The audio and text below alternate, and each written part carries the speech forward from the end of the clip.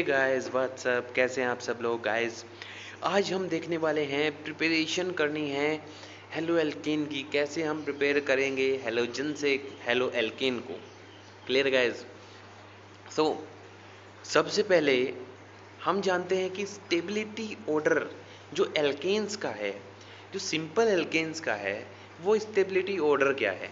कौन ज़्यादा स्टेबल होगा सो वो कम रिएक्टिव होगा, जो ज़्यादा अनस्टेबल होगा वो ज़्यादा रिएक्टिव होगा। Clear guys. So stability order क्या रहेगा 1 डिग्री 2 डिग्री 3 डिग्री कार्बन में। Clear guys. ये पूछ लिया जाता है एक नंबर में कहीं कहीं पे। सो 3 डिग्री कार्बन सबसे ज़्यादा स्टेबल होगा। ये हमेशा बार बार ये चीज़ वहाँ पे एक्चुअली हमें याद रखनी है, क्योंकि ये बहुत बार रिपीट होने वाली है। ठीक है, तो ये ज़्यादा टेंशन वाली बात भी नहीं है, क्योंकि हमें ये कंठस्थ हो जाएगा, पक्का हो जाएगा। क्योंकि 3 डिग्री कार्बन यहाँ पे हाईली स्टेबल है, 2 डिग्री कार्बन उससे कम स्टेबल है, 1 डिग्री कार्बन उससे कम स्टेबल है, और 0 डिग्री कार्बन या CH3 ये उससे कम स्टेबल है। क्लियर है गाइस। अच्छा, ये डिग्री कार्बन क्या है, ये तो आपने आई थिंक बहुत सारे बच्चों ने या सभी बच्चों ने 11th में आप पढ़ चुके होंगे। ठीक है, डिग्री कार्बन की डिग्री। Clear guys. या primary carbon, secondary carbon, tertiary carbon. So 3 degree means tertiary, 2 degree means secondary and 1 degree means primary carbon. ठीक है, ऐसा प्राइमरी कार्बन ऐसा कार्बन जिसपे उस कार्बन से एक और कार्बन अटैच हो, है ना। 0 डिग्री कार्बन मतलब जैसे कि CH4 मीथेन है, 0 डिग्री कार्बन है, कोई और कार्बन उस कार्बन से अटैच है नहीं, चारों हाइड्रोजन अटैच है। हाइड्रोजन या अदर आइटम का मतलब नहीं है, हमें कार्बन को देखना है। कार्बन से कार्बन अटैच है कि नहीं है, हैं तो कितने हैं, नहीं है तो कितने नहीं है। Clear gas. सो CH4 में कोई कार्बन इस कार्बन से अटैच नहीं है। सो ये वाला जो कार्बन है CH4 वाला, ये कार्बन 0 डिग्री कार्बन है। ओके। अच्छा, अगर मैं C2H6 बोलूँ, C2H6, तो यहाँ पे कार्बन कार्बन में भी सिंगल बॉन्ड है, एग्जिस्ट कर रहा है ना। C2H6 में अगर मैं स्ट्रक्चर बनाऊंगा तो CH3 एक तरफ बनेगा सिंगल बॉन्ड, फिर CH3 दूसरी तरफ बनेगा। क्लियर है गाइस। सो यहाँ पे कार्बन कार्बन के बीच में सिंगल बॉन्ड एग्जिस्ट कर रहा है, इसका मतलब एक दूसरे, जो दो कार्बन है वो एक दूसरे से बॉन्डेड हैं। Clear guys. सो अगर मैं कोई एक कार्बन को बोलूँ, ठीक है, सपोज मैं फर्स्ट वाले कार्बन को देखूं, क्या इससे कोई अटैच है कार्बन दूसरा? हाँ है, बिल्कुल है, साइड में दूसरा बगल में कार्बन पहले वाले कार्बन से अटैच है। अगर सेकंड वाले कार्बन को देखूं तो इससे भी फर्स्ट वाला कार्बन अटैच है। सो दोनों ही कार्बन यहाँ पे कैसे हैं, प्राइमरी कार्बन। फर्स्ट मतलब 1 डिग्री, है ना। अच्छा, 2 डिग्री में क्या होगा, किसी एक पर्टिकुलर कार्बन से 2 कार्बन एटम अटैच हो जाएं। Clear guys. 2 carbon atom attach हो जाए 2 डिग्री हो जाएगा, 3 कार्बन एटम अटैच हो जाए तो 3 डिग्री हो जाएगा। Clear guys.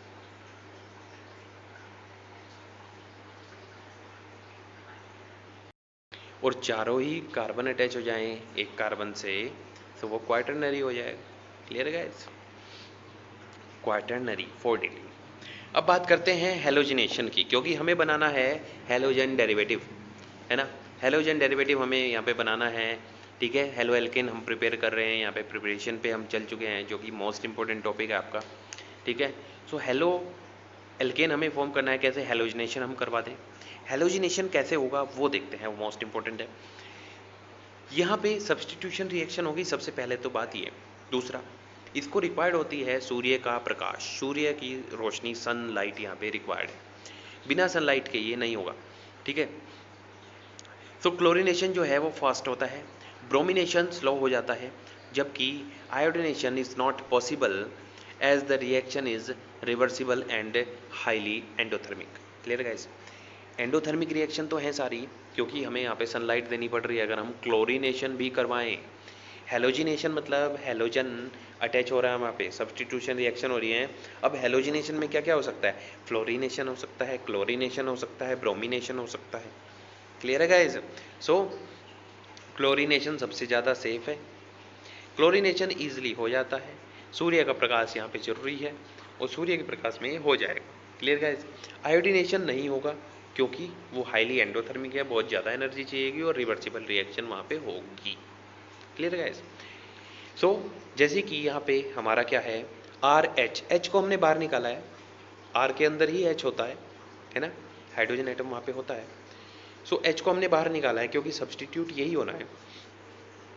और साथ में क्या है, X2 है ना, सारे जो हैं वो डायटोमिक फॉर्म में रहते हैं। और H न्यू, एरो के ऊपर H न्यू जो सूर्य का प्रकाश है। Clear guys. और क्या बन गया यहाँ पे, RX की फॉर्मेशन होगी और HX यहाँ से बाहर निकल गया। Clear guys. These are free radical reaction. अगर ये बात ध्यान रखना आप भविष्य के लिए भी, देखो फर्स्ट यूनिट है, यहाँ पे बहुत सारी चीज़ें उठ पटांग सी चल रही होंगी, अलग सी आपको लग रही होंगी, ठीक है, लेकिन आगे सब कुछ ऐसा ही चलना है, तो पेशेंस के साथ में ये देखें ज़रा और आपको क्लियर होगी एक एक चीज़ें। ठीक है दोस्तों। सो यहाँ पे अगर मैं बताऊँ कि अगर कोई सनलाइट वहाँ पे यूज़ हो रही है, कहीं पे आपको दिख रहा है ना सनलाइट यूज़ हो रही है किसी रिएक्शन में, H न्यू वहाँ पे लिखा हुआ है, इसका मतलब कौन सी रिएक्शन है, फ्री रेडिकल रिएक्शन है, फ्री रेडिकल रिएक्शन। ठीक है। सो फ्री रेडिकल रिएक्शन वहाँ पे परफॉर्म होगी। ठीक है। अच्छा रेडिकल क्या होता है, फ्री रेडिकल क्या होता है भाई, एक नई टर्म आ गई। फ्री रेडिकल होता है जो एक ऐसा मॉलिक्यूल जिसमें कोई चार्ज ना हो, एक ऐसा मॉलिक्यूल जिसके ऊपर कोई चार्ज ना हो और उसके पास एक सिंगल इलेक्ट्रॉन प्रेजेंट हो। ठीक है, वो हाईली रिएक्टिव हो लेकिन उसके ऊपर कोई चार्ज प्रेजेंट ना हो, उसके पास बस इलेक्ट्रॉन प्रेजेंट होना चाहिए। This is called free radical. अगर चार्ज आ गया तो आयन हो जाएगा, उसको फ्री रेडिकल नहीं बोलेंगे। Clear guys. तो यहाँ पे देखिए मेथेन है, एग्जाम्पल के तौर पे CH4 Cl2 से रिएक्शन हो रहा है in presence of sunlight, H new वहाँ पे लिखा हुआ है, तो यहाँ पे -HCl मतलब HCl बाहर निकल जाएगा और क्या बनेगा, CH3Cl। ठीक है। और ये रिएक्शन यहाँ पे रुकने वाली नहीं है क्योंकि आपके पास Cl2 एक ही नहीं है और CH4 भी एक ही नहीं है। Clear guys. तो ये रिएक्शन यहाँ पे रुकने वाली नहीं है, रिएक्शन जाएगी बिल्कुल एक्सप्रेस रेलगाड़ी की तरह स्टेशन को पार करती हुई धूं-धां। ठीक है, बीच में कोई स्टॉपेज ये नहीं लेगी और कार्बन टेट्राक्लोराइड बना के रुकेगी। Clear guys. तो यहाँ पे आपको क्या मिलने वाला है, CH3Cl फिर से कंबाइंड हो जाएगा Cl2 के साथ में क्योंकि सूर्य का प्रकाश भी है, क्लोरीन एटम भी है वहाँ पे। ठीक है, फिर से HCl बाहर निकलेगा, CH2Cl2 बन जाएगा, एक और क्लोरीन एटम वहाँ पे ऐड हो जाएगा, फिर से वो Cl2 के साथ रिएक्ट करेगा और CH3Cl3 बन जाएगा, फिर से वो Cl2 के साथ रिएक्ट करेगा और CCl4 बना के, अब जगह नहीं बची, चारों की चारों वैलेंसीज फुल हो गई और चारों के चारों हाइड्रोजन वहाँ से रिमूव कर दिए गए, अब जगह नहीं बची तो रिएक्शन को अब रुकना पड़ेगा। Clear guys. तो यहाँ से हमें मिलेगा mixture. So it is not used in laboratory because it is very fast reaction. It is performed in fraction of second। धूं-धां करके एकदम क्या हो जाता है, कार्बन टेट्राक्लोराइड, ये रिएक्शन स्टार्ट, ये कार्बन टेट्राक्लोराइड बन गया, बात खत्म। Clear guys. Production of mono alkane is not possible. यहाँ पे आपको ये 1 2 3 4 चीज़ों का मिक्सचर मिलने वाला है, CH3Cl CH2Cl2 CHCl3 CCl4 का मिक्सचर आपको मिलेगा। ठीक है। एग्जाम्पल नंबर 2, अभी हमने क्या लिया था, मेथेन लिया था, अब हमने क्या ले लिया यहाँ पे, ये ले लिया हमने प्रोपेन।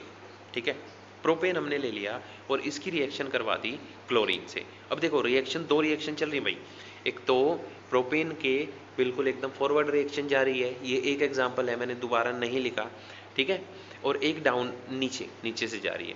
ठीक है, तो पहले हम स्ट्रेट वाली रिएक्शन को देखते हैं कि क्या होगा, क्या बनेगा, एक क्लोरीन एटम किसी एंड पे जुड़ जाएगा, है ना, और कोई भी एंड पे जुड़े वो कार्बन कैसा है, 1 डिग्री कार्बन है क्योंकि उस टर्मिनल कार्बन से एक ही कार्बन एटम अटैच्ड है ना। सो 1 डिग्री यहाँ पे बनेगा। ठीक है, 1 क्लोरो प्रोपेन यहाँ पे बन जाएगा। ठीक है, दूसरे में क्या हो सकता है, अब देखते हैं, बात करते हैं सेकंड वाली रिएक्शन की तरफ। ये हो सकता है ये बीच वाले कार्बन पे अटैच हो जाए, भाई टर्मिनल पे हो जाए किसी पे भी तो बात तो एक ही रहेगी, है ना, ठीक है, वो तो 1 डिग्री वाला रहेगा। अब अगर बीच में हो जाए तब कंडीशन डिफरेंट होगी, ठीक है ना। सो वो 2 डिग्री कार्बन पे अगर अटैच हो गया, ठीक है, सो यहाँ पे बन जाएगा 2 क्लोरोप्रोपीन प्रोपेन। Clear guys. तो यहाँ पे मिक्सचर आपको मिलने वाला है, 2 आइसोमर यहाँ पे मिलने वाले हैं, एक हमें मेजर क्वांटिटी में मिलता है, एक हमें माइनर क्वांटिटी में मिलता है। क्यों? क्योंकि हमने स्टार्टिंग में ही पढ़ा था कि 3 डिग्री ज़्यादा स्टेबल है, 2 डिग्री उससे कम है, 1 डिग्री उससे कम है और 0 डिग्री सबसे कम है। तो यहाँ पे 2 डिग्री कार्बन ज़्यादा स्टेबल है, वो ज़्यादा बनेगा, स्टेबिलिटी की तरफ जाएगा सिस्टम। सो 2 डिग्री कार्बन पे ज़्यादा क्लोरीन एटम अटैच होंगे, तो 55% यहाँ पे मेजर क्वांटिटी में 2 क्लोरोप्रोपेन बनेगा और 45% माइनर क्वांटिटी में 1 क्लोरोप्रोपेन बनेगा। इसका मिक्सचर हमें मिलेगा। Clear guys.